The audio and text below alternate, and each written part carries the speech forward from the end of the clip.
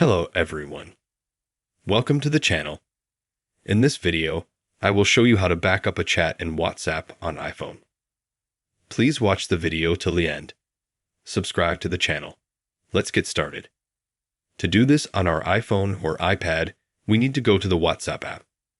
Here we have settings, chats, contacts, calls, updates. We click settings. We open the chat tab, and then click on Chat Backup.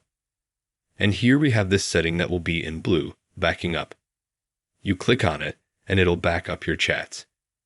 You can also choose here if you want the videos to be backed up as well. You check or uncheck it. You can also click Auto Backup. And here you select. Do you want to make a copy every month, every week, or every day? Can also disable it. This is the simple way you can do and back up in WhatsApp chats. If you have helped and liked this video, you can subscribe to the channel. Give it a like. Thank you all for watching. Goodbye.